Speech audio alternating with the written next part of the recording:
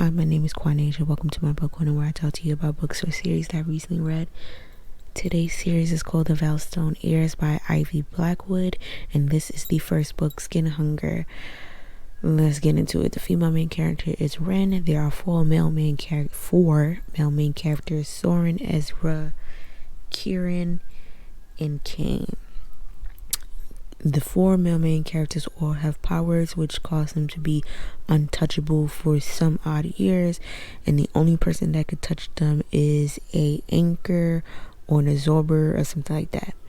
Miss Girl Ren manifested her powers at a older age after a year right after her mama died. Her powers manifested and she was sent on over to Veilstone Academy. I guess that's what's the name. She meets this girl named Petra shows her around and yada yada yada. She ends up seeing one of the four guys, and Petra tells her, this is the crew, they are untouchable because their power is too much, so steer clear from them. Okay, well, Petra takes her to the pit to go see some fights. She sees it, one of the other niggas that's in the level that she is, which is Crimson. They're getting evaluated to see if they go up in the level. Anyways, they go to this pit, and the other nigga that's a Crimson is jealous of her. I don't know why. This lady is new here and she's just trying to survive, and niggas always got a problem with that. But anyway, he pushed her into which one was it? I want to say it was Ezra. No, it was Soren. Pushed her into Soren. She ends up touching Soren. She feels a little crackle, but she's like, oh, it's nothing. She looks up, sees him. She's like, oh shit, I'm actually touching him. Soren is looking at her like, oh shit, she's actually touching me. And then he was like, I think you should go about your business, because now people are gonna be on your ass. So she leaves, yada yada yada. Petra's like, how the fuck? I told you stay away from these niggas, and you happen to touch one, bitch. She's like, my bad, ho. I really didn't, it wasn't my fault.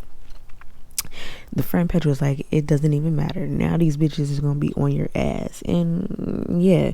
Anyways, the other three niggas started coming up to her separately and talk about, touch me, let me touch you. And she touched all of them, and she was able to absorb all their power so that it basically didn't do shit to her, because each and every one had something different. I think Soren was sorry if you could hear that in the back. Soren was electricity. Kane was pressure. Ezra, I forgot what Ezra was, and Kieran is fire. Each of them basically different elements. Yeah, Soren was electricity.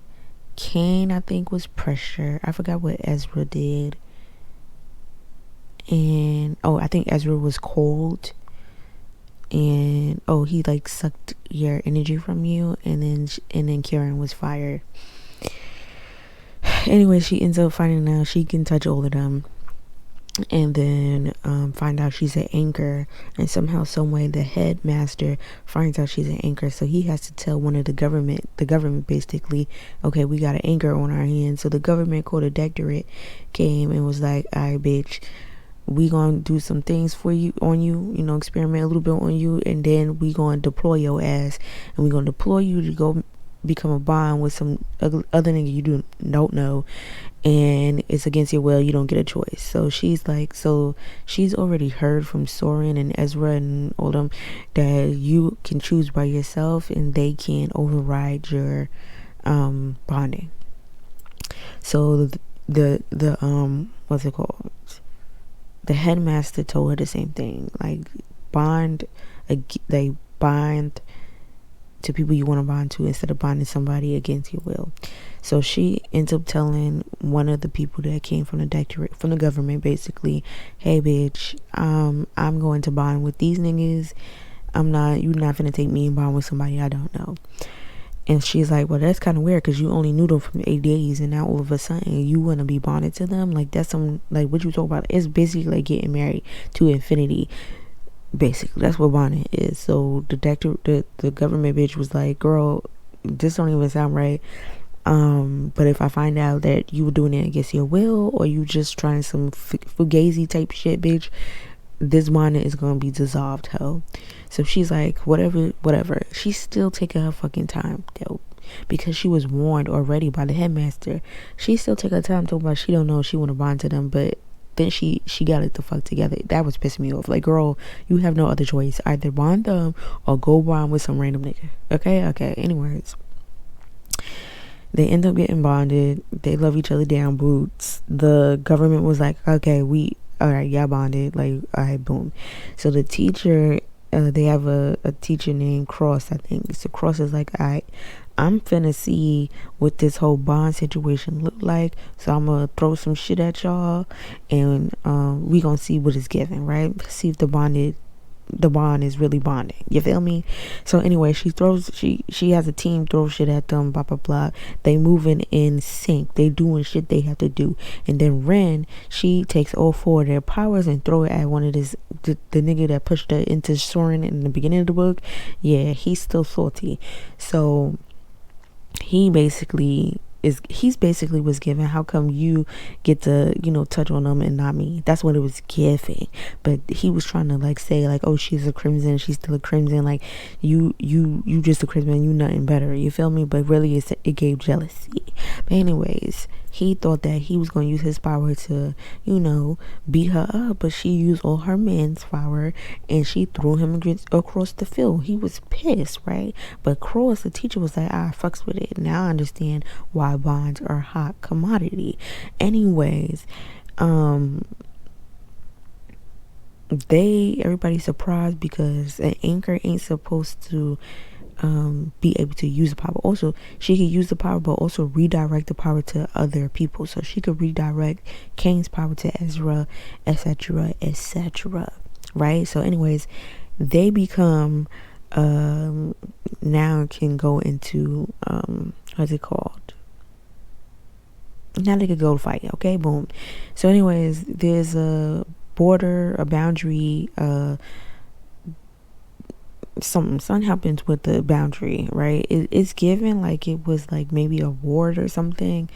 I don't know, they don't really explain it. If they did, I was kind of skimming past it. But anyways, the boundary was split open, so they had to go and take care of whatever the fuck was coming through the boundary. And it was 3 things. And they were high level. They were the same level as the 4 men. The 4 men were obsidian bound level or something like that. Anyways, they took care of them 1, 2, 3. But then a being on the other side tried to psychically take over Ren, and they fought against it. And now that being is tracked on Ren. He's very interested in what the fuck Ren is doing, and how she basically was able to kill his little minions and also get the fuck away from him, right? And close up the boundary, or the tier in the boundary, aka is giving the ward. But anyways, everybody started looking at them different. The government said, okay, bitch, you did your big one, so now we really about to send you out there. So they kept sending them out there. However, shit started happening, and then they come to the realization that being has been following Ren all throughout her deployments, and now they're worried about it. Also, all throughout here, she kept saying, oh, the feelings that she had for them, she realized it was love. But whenever one of the guys would say, I think I love you, she would be like, oh, I'm not there yet, I'm working on it. Bitch, you just said you loved him. Just say it back. Why you acting? And this book is also very repetitive. We get it. Like, literally, each and every one of them, they're crying. Their eyes looked very bright, like they had tears in their eyes. Everything, and it's over and over and over again, y'all. The I love you but I'm not there yet was over and over and over again. And also there's a whole bunch of repetition in this book that is also kind of very much so annoying. Also, back to Petra, not even just Petra, but every fucking thing, like they would ask Ren a question and she would answer it, and they would be like, do you know, if you ask me a question and I'm answering it, why the fuck you keep asking me, do I know or am I sure, bitch? And then she's saying here, actually I opened my mouth and closed it because I didn't know the answer. That is said over and over again. The do you is said over again, people questioning her answers and her decisions. And the I love you part is said over and over and over again. Even when the guys was saying, like, made a decision, it was questioned. When she decided she was gonna bond these niggas, it was questioned. Petra was questioning her every which way, told her to stay away from these niggas. Petra was also given a hater, card blocker. That's what it was definitely given. Like, Petra wanted it to be her, but it could never be you, boo. And then covering it up as, I'm trying to be your friend, I'm trying to look after you. So yeah, this book, yeah, there's a second one. I think I'm gonna read it. I think I'm gonna read it, but hopefully is better. The fuck.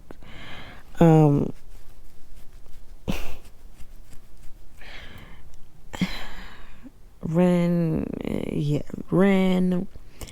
I just feel like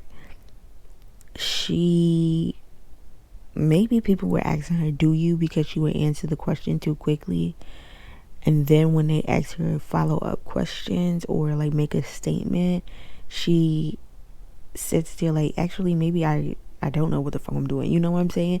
I feel like because people kept asking, like, do you really know, that when it came to her loving and knowing that she was actually in love with the men that was around her, those 4 men, that she questioned herself.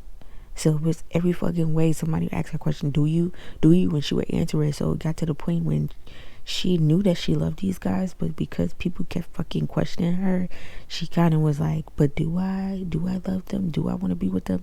You get what I'm saying? Anyways, that was book 1. I'll come back to y'all for book 2.